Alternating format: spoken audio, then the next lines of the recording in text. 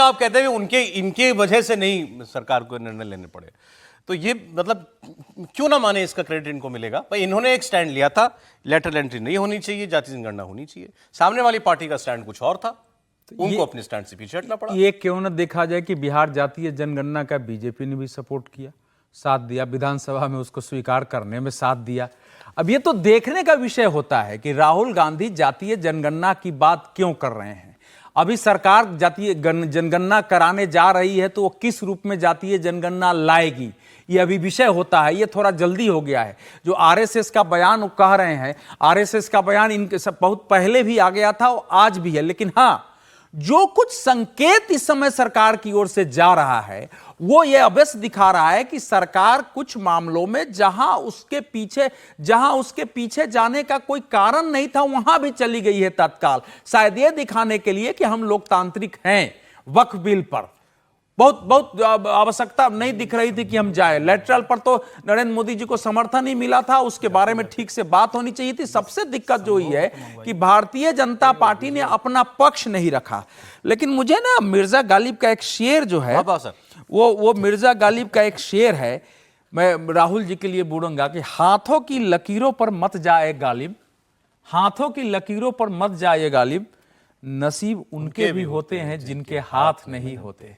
तो इसलिए अभी जरा ना, अभी 292-94 पर मत जाइए, जब बिना हाथ वाले के भी नसीब होते हैं।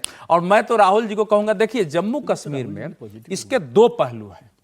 पहला पहलू तो पॉलिटिक्स से सीधा लेकर है कि भाई आप नेशनल लेवल पर जा रहे हैं, लेकिन जम्मू कश्मीर में इसका वहां के अलगाववादी, वहां के आतंकवादी, वहां की जिहादी इसका क्या अर्थ लेंगे, वो कैसे रिएक्ट करेंगे चुनाव में वहां, क्योंकि जम्मू कश्मीर बहुत सेंसिटिव स्टेट है।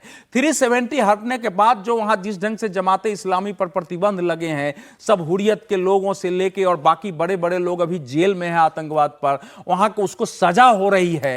उस परिस्थिति में अगर हम जाके वहां बोलते हैं ना, पॉलिटिक्स के लिए ठीक है कि प्राइम मिनिस्टर का हमने कॉन्फिडेंस हिला दिया है और एक बड़ा वर्ग प्राइम मिनिस्टर गृह मंत्री को वहां खलनायक के रूप में घाटी में पेश कर रहा है, तो इसके नेगेटिव रिएक्शन का भी किसी कॉन्टेक्स्ट में आप बोलते हैं। देखिए मैं बता रहा हूं, अभी आपको मेरी बात लग रहा हो कि ये क्या बोल रहे हैं, लेकिन आने वाले समय में अगर ये वहां इसके असर होंगे कश्मीर में, तो इसके उल्टे असर भी होंगे और वो हमारे देश की एकता अखंडता के लिए अच्छा नहीं है। कि प्राइम मिनिस्टर का कॉन्फिडेंस डोला हुआ है, इसका मतलब जम्मू को इन्होंने कहा है कि हमको स्टेट का दर्जा दिलाना है। ये बीजेपी भी कह चुकी है कि भाई हम वहां स्टेट का दर्जा देंगे, लेकिन इसके आगे जो कुछ भी वहां एनसी ने घोषणा कर दी है, जो पीडीपी ने घोषणा दी है, जो अपनी पार्टी घोषणा कर रही है वहां, उसको लेकर के अगर वहां होता है कि बीजेपी की सरकार कमजोर हो गई है, अब ये समय है हमारे उठ के फिर पहले की तरह जो है अलगाववादी बढ़ाने का, तो वो एक खतरनाक इसका पक्ष है। समीर जी, राहुल जी की बात पर कुछ कहना है आपको, उसके बाद फिर मैं जरा IC 814 वाली खबर पर जाऊं। लेकिन राष्ट्रहित में बीजेपी जा सकती है बाद में, चुनाव नतीजों के बाद में किसी के साथ, इसलिए अभी थोड़ा सा कम बोलिए। देखिए राहुल गांधी ने बहुत दूसरी बात भी वहां बोली है। उन्होंने कहा है कि जम्मू कश्मीर पहले राजा राज करते थे, अब फिर राजा का राज आ गया है, एलजी के रूप में एक राजा को बिठा दिया गया है और उसको इतने पावर दे दी गई है कि सारे निर्णय एलजी ले रहा है। तो इस स्टेट को उसका वापस स्टेटहुड जो है वापस लाना पड़ेगा एलजी के पावर कम करने के लिए। राहुल गांधी चुनाव प्रचार अभियान करने गए हैं और इस बार वो थोड़ा कॉन्फिडेंस जम्मू कश्मीर में, उनको लग रहा है कि अब पीडीपी के साथ गठबंधन हो गया है, तो हमारी नेशनल कॉन्फ्रेंस गठबंधन हो गया है और पीडीपी ने भी घोषणा कर दी है कि अगर हमें ज्यादा सीटें नहीं मिलेगी तो हम नेशनल कॉन्फ्रेंस और कांग्रेस को समर्थन दे देंगे। तो यह तय है कि चुनाव के बाद जो परिणाम आएंगे उसके बाद कांग्रेस, नेशनल कॉन्फ्रेंस और पीडीपी मिलकर सरकार बनाने की स्थिति में आएंगे। तो राहुल गांधी का वैसे भी कॉन्फिडेंस बढ़ा हुआ, जिसके लिए कहा जा रहा था चुनाव के पहले कि 40 विधायक सांसद भी अगर जीत के आ गए तो बहुत बड़ी बात होगी। उस पार्टी के अगर 99 जीत के आते हैं, अब तो 97 हो गए, 2 सीटें कम हो गई।